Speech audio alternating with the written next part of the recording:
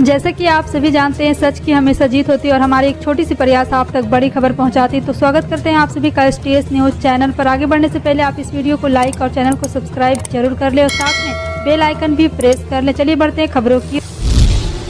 बता दें, बिहार में जाति आधारित सर्वेक्षण करने की कवायद शनिवार को शुरू हो गई है। इसके लिए बिहार सरकार ने 5 लाख से अधिक कर्मचारियों को काम पर लगाया है, जिन्हें इसके लिए बाकायदा पिछले दिनों ट्रेनिंग भी दी गई थी। बिहार सरकार ने मई तक जातीय सर्वेक्षण का काम समाप्त करने का लक्ष्य रखा है। दरअसल पटना में DM डॉक्टर चंद्रशेखर सिंह के नेतृत्व में वार्ड नंबर 27 से जाति सर्वेक्षण कराने का काम शुरू हुआ। पटना में डॉक्टर जाकिर कमाल रिजवी का परिवार जातीय सर्वेक्षण में नाम दर्ज होने वाला पहला परिवार बना है। मुख्यमंत्री नीतीश कुमार ने राज्य में जाति आधारित सर्वेक्षण की शुरुआत पर संतोष व्यक्त किया और कहा है कि इससे सरकार को कम विकसित लोगों के उत्थान के लिए नीति और रणनीति बनाने में मदद मिलेगी।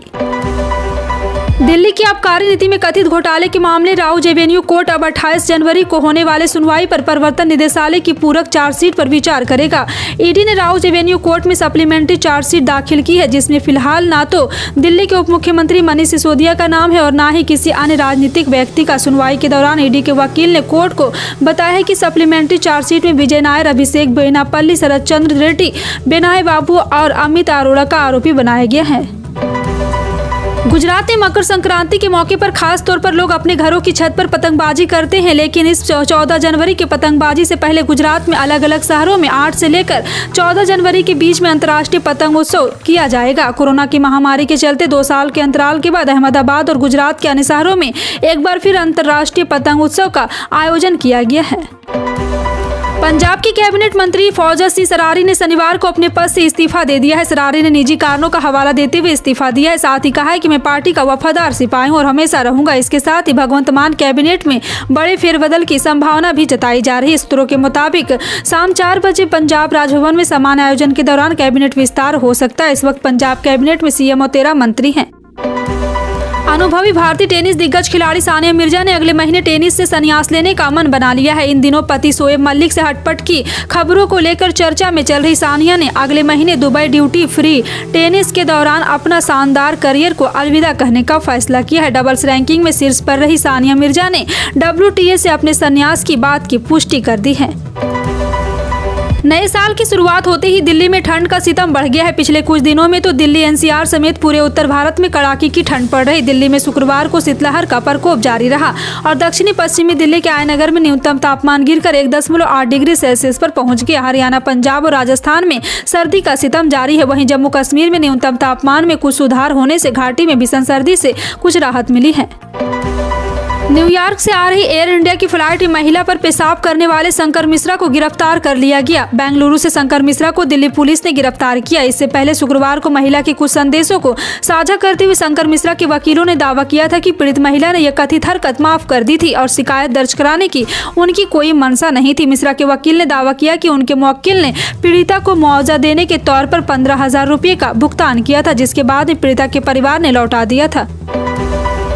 उत्तर प्रदेश सरकार ने 2025 में प्रयागराज में गंगा, यमुना और सरस्वती के पावन तट पर होने वाले दुनिया के सबसे बड़े आयोजन महाकुंभ का भव्य बनाने और अभी से तैयारियां शुरू कर दी। इसी कड़ी में श्रद्धालुओं को आसान और आरामदायक यात्रा की सुविधा के लिए उत्तर प्रदेश राज्य सड़क परिवहन निगम के बड़े पैमाने पर 5,000 नई बसें शामिल करने का फैसला किया गया है। लखनऊ में शनिवार को जारी एक आधिकारिक बयान में यह जानकारी दी गई। बयान के अनुसार परिवहन निगम में महाकुंभ से पहले 5,000 नई बसें खरीदने की योजना बनाई गई है। तृणमूल कांग्रेस ने मेघालय के आगामी विधानसभा चुनाव के मद्देनजर कुल 60 में से 52 सीटों पर अपने उम्मीदवारों की घोषणा की है। पार्टी नेता मुकुल संगमा ने सूची जारी करते हुए बताया कि वे खुद 2 सीटों पूर्वी गौरो और हिल्स जिले में उनके गिरा निर्वाचन क्षेत्र सोंगसाक और तिरिकिला गारो हिल्स जिला में चुनाव लड़ेंगे। राज्य में सत्तारूढ़ नेशनल पीपुल्स पार्टी के पूर्व विधायक SGI मोमिन, उनकी पत्नी DD सीरा, बेटी मियानी डी सीरा और भाई जेनित M संगमा भी उम्मीदवारों की सूची में शामिल है। हिमाचल के मुख्यमंत्री इन दिनों दिल्ली के दौरे पर है। वहीं हिमाचल सदन से बाहर निकलने के बाद CM सुखविंदर सिंह सुक्खू ने एक प्रेस वार्ता को संबोधित किया। इस दौरान उन्होंने कहा है कि राहु काल चल रहा है तो साफ तौर पर जल्द ही कैबिनेट का फॉर्मेशन होगा। तमाम जो लोग शपथ लेने वाले हैं वो चाहते हैं कि मकर संक्रांति के आसपास शपथ ग्रहण समारोह पूरा हो जाएगा। कैबिनेट गठन पर CM सुखविंदर ने कहा है कि अभी राहु काल चल रहा है, देखते हैं, सभी चीजों का विस्तार से अध्ययन कर रहे हैं। खेलो इंडिया यूथ गेम्स 2022 के 5वें संस्करण की मेजबानी मध्य प्रदेश कर रहा। 30 जनवरी से 11 फरवरी तक होने वाले इस भव्य खेल आयोजन में 13 दिनों तक 8 अलग अलग शहरों के 23 गेम वेन्यू में 6000 खिलाड़ी अपना उत्कृष्ट प्रदर्शन करेंगे। मुख्यमंत्री शिवराज सिंह चौहान शनिवार को शाम 6 बजे भोपाल के शौर्य स्मारक में आयोजित रंगारंग कार्यक्रम में खेलो इंडिया यूथ गेम्स 2022 के शुभारंभ मोगाली का लोकार्पण किया। पश्चिम बंगाल के 59 और शिक्षकों की नौकरी चली गई। गुरुवार को कलकत्ता हाईकोर्ट ने अपना आदेश सुनाते विभिन्न सरकारी स्कूलों के शिक्षकों की सेवा समाप्त कर दी। इन शिक्षकों पर फर्जी तरीके से नौकरी पाने का आरोप है। न्यायमूर्ति अभिजीत गंगोपाध्याय की एकल न्यायाधीश पीठ ने यह फैसला सुनाया है। अब तक सेवा समाप्ति को लेकर यह तीसरा आदेश है। इसी के साथ अब नौकरी से निकाले गए शिक्षकों की संख्या 255 हो गई है।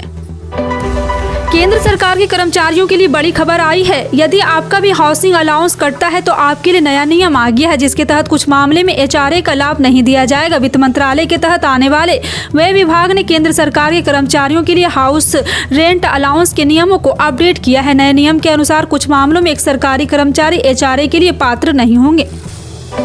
एयर इंडिया की फ्लाइट में पेशाब करने की घटना लगातार सुर्खियों में। जहां इस घटना के आरोपी शंकर मिश्रा को दिल्ली पुलिस ने गिरफ्तार कर लिया, वहीं इस पूरे मामले पर DCP का एक और बयान आया है। DCP का कहना है कि जिस महिला से पेशाब करने का मामला बदसलूकी, वो महिला जांच में सहयोग नहीं कर रही। इसी बीच शंकर मिश्रा को गिरफ्तार करके पुलिस दिल्ली ले आई है। दिल्ली पुलिस ने प्लेन में पेशाब करने वाले मामले में एक अलग बयान दिया है। अब इस मामले में पुलिस का कहना है कि पीड़िता महिला की जाँच में सहयोग नहीं कर रही।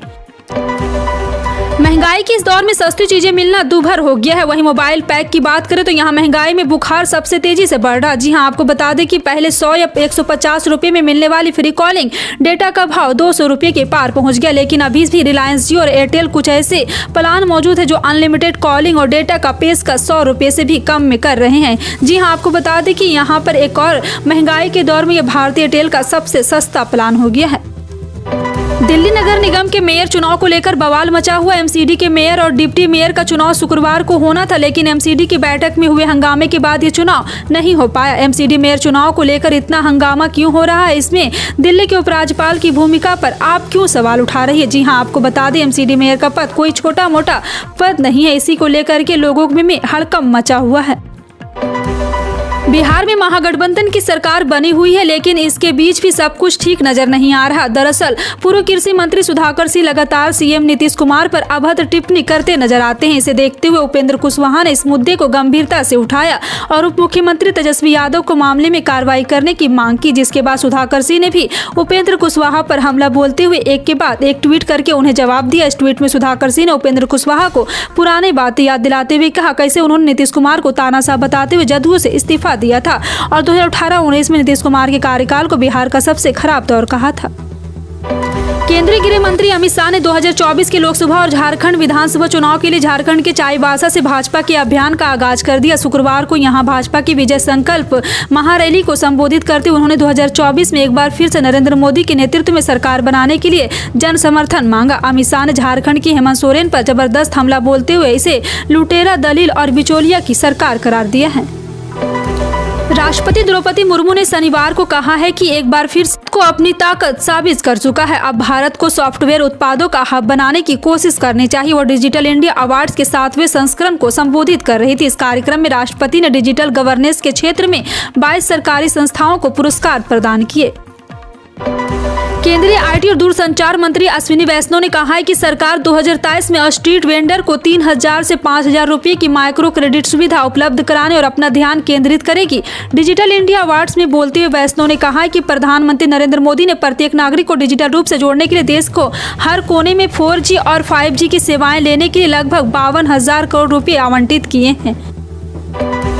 50 दिन के इंतजार के बाद आखिरकार भारतीय क्रिकेट टीम की नई सिलेक्शन कमेटी का ऐलान हो गया है। भारतीय क्रिकेट कंट्रोल बोर्ड ने शनिवार 7 जनवरी को 5 सदस्यों वाली मेन सीरियल सिलेक्शन कमेटी के नामों का ऐलान किया, जिसमें 4 सदस्य बिल्कुल नए हैं, लेकिन सबसे खास नाम मुख्य चयनकर्ता का है, जिसमें एक बार फिर से चेतन शर्मा की वापसी हुई। चेतन शर्मा की अगुवाई वाली पिछली सिलेक्शन कमेटी कार्यकाल में भारत के 2 बार T20 वर्ल्ड कप में हार का सामना करना पड़ा था, जिसके बाद BCCI ने नई सिलेक्शन कमेटी बनाने का ऐलान किया था। अब फिर से बोर्ड ने चेतन शर्मा को ही चीफ सेलेक्टर बना दिया है। दूरसंचार और सूचना प्रौद्योगिकी मंत्री अश्विनी वैष्णव ने शनिवार को कहा है कि सरकार 2023 में डिजिटल प्रौद्योगिकी की मदद से रेहड़ी पटरी वालों को 5,000 रुपये तक की माइक्रो लोन सुविधा देने पर खास जोर देगी। वैष्णव ने डिजिटल इंडिया पुरस्कार वितरण समारोह में कहा है कि 2023 में रेहड़ी पटरी वालों को 3,000 रुपये से 5,000 रुपये तक छोटे लोन की जरूरतों को पूरा करने के लिए आसान तरीके से ऋण सुविधाएं मुहैया कराने का खास ध्यान दिया जाएगा। तेलंगाना सरकार ने बीपीएल कार्ड धारकों को इस महीने से अगले 1 साल तक मुफ्त 5 किलो चावल देने का ऐलान किया। इस योजना का लाभ गरीबी रेखा से नीचे रहने वाले 9.1 मिलियन लोगों को मिलेगा। राज्य नागरिक आपूर्ति आयुक्त अनिल कुमार ने गुरुवार को इसको लेकर आदेश जारी कर दिया है। विभाग के एक वरिष्ठ अधिकारी के अनुसार बीपीएल उपभोक्ताओं को मुफ्त चावल की आपूर्ति शनिवार से शुरू हो जाएगी। राज्य सरकार का यह फैसला केंद्र सरकार के राष्ट्रीय खाद्य सुरक्षा अधिनियम के तहत 5 किलो चावल की मुफ्त आपूर्ति के फैसले के समान है। असम के पूर्व मंत्री और कांग्रेस के वरिष्ठ नेता नजरुल इस्लाम का लंबी बीमारी के बाद शनिवार को निधन हो गया। वह 73 वर्ष के थे और उनके परिवार में उनकी पत्नी, बेटा और बेटी है। सूत्रों ने बताया कि मंत्री को शुक्रवार की दोपहर इनका ऑक्सीजन लेवल अचानक काफी नीचे आ गया था, जिसके बाद उन्हें अस्पताल में भर्ती कराया गया, लेकिन शनिवार की दोपहर ये अपनी जिंदगी की जंग हार गए। आपको बता दें कि नजरुल इस्लाम 3 बार असम के मंत्री और 5 विधायक रह चुके हैं। फिलहाल आपका इस पर क्या कहना है, कमेंट सेक्शन पर टाइप करके जरूर बताएं। इसी तरह की पल पल की अपडेट जानने के लिए जुड़े रहें आप अपने NTS न्यूज चैनल से। मिलते हैं अगली बड़ी खबर में, तब तक के लिए जय हिंद।